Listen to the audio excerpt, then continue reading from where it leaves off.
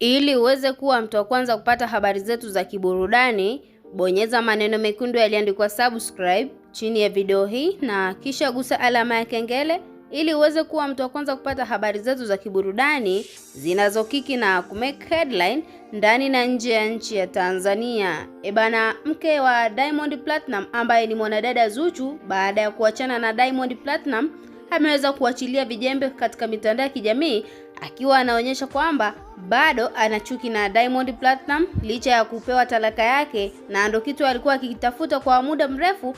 Leo ameamua kuwaonyesha familia ya Diamond Platinum na Diamond Platinum kwa ujumla na kuwaandikia ujumbe ambao ujumbe huu umewaliza watu wengi. Mwanadada Zuchu aliposti picha unayoiona katika skrini yako kwenye ukurasa wa Snapchat na kuandika kwamba raha ya penzi jipya mnaijua nyie, akamtagi Diamond Platinum. Kitu hiki kimeweza kuwashangaza watu wengi kwamba kwa nini mwanadada Zuchu ameposti picha hii unayoiona katika skrini yako. Amepiga na mwanaume huyu ameweza kudhibiti sura yake isionekane na wakaweka pozi la watu kama vile wana mahusiano. Je, kitu hiki kina ukweli ndani yake? Kwa sababu mwanadada Zuchu amewathibitishia walimwengu kwamba ndo penzi jipya la kwake yeye na huyu mwanaume wake ambaye ameweza kumficha sura pamoja na jina.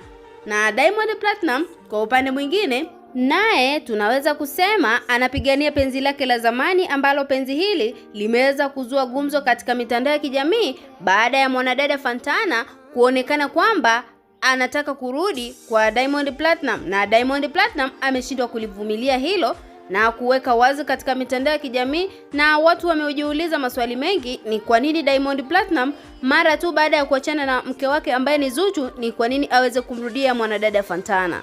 Wewe kama mfuatiliaji na mtazamaji wa maisha ya mastaa wetu hapa Tanzania na nje ya Tanzania, unaweza ukahisi kuna tofauti baada ya mwanadada Zuchu kuchukua talaka yake kwa Diamond Platinum.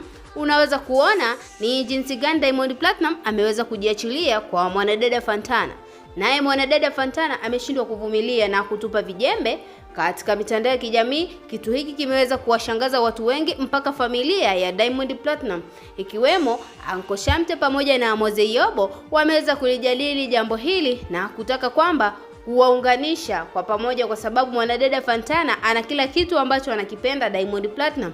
Je, unahisi Uncle Shamte pamoja na Mzee Yobo wako sahihi kuwaunganisha Fantana pamoja na Diamond Platinum? Na licha ya hivyo, ikumbukwe Diamond Platinum amekuwa akiwachezea wanawake wote ambao akiwa ana date nao, kwa hususan swala la kusema kwamba wanatengeneza maisha. Hilo ni uongo. Tuachie maoni yako ndani ya comment section, na vile vile usisahau kusubscribe, kulike na turn on notification. Stay tuned.